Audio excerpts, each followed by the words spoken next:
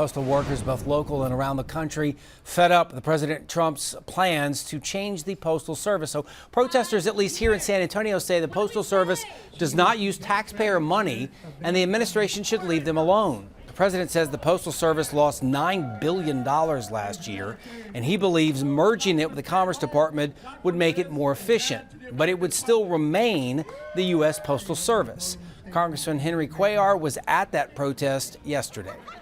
I'm here to say I'm going to fight like hell to make sure that we support the Postal Services, especially when Article 1 of the Constitution says that the U.S. Congress shall set up the U.S. Postal Service. Those workers reminding everyone they are the only carrier that delivers to every address in the United States, despite what profit can be made from it. Well, speaking of protest, as they grow across the country over government cuts, President Trump will convene his cabinet later today. That's right. Meanwhile, Democrats are trying to find their footing in opposition to the White House agenda. Administration lawyers will be back in court today to defend their controversial moves on immigration. NBC's Alice Barr has more from Washington. Requested that President Trump holding his next cabinet meeting today after the last one led to reported rifts between a few cabinet secretaries and billionaire cost cutter Elon Musk.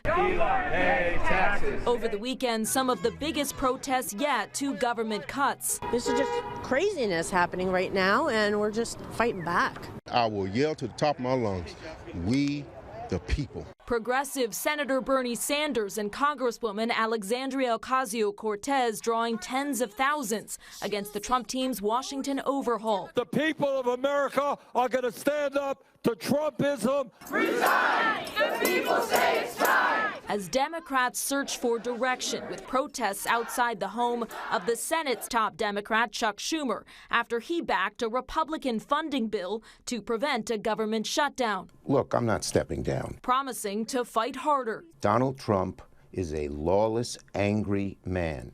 He thinks he should be king. That as the Trump administration is ramping up attacks on judges and lawyers who stood in the way of the president's agenda, vowing to take a fight to the Supreme Court over the deportations of alleged Venezuelan gang members to El Salvador under a rarely used 1798 law. There are 261 reasons why Americans are safer today, and that's because those people are now in an El Salvador prison. While deporting another group of Venezuelan migrants Sunday, including alleged gang members, directly to Venezuela. We're going to continue to arrest public safety threats and national security threats. After that country's leader agreed to resume taking in its citizens under the threat of more U.S. sanctions. In Washington, Alice Barr, NBC News.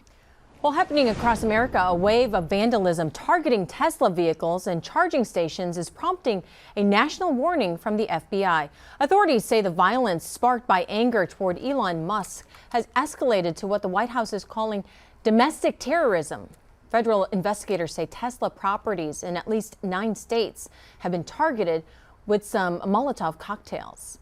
People need to know that 3 people in custody right now, they will receive severe and swift consequences, and they are facing up to 20 years in prison. We are not negotiating these. We are not coming off these charges. FBI is asking the public to report any suspicious activity around Tesla locations, including people monitoring security or posting threats online.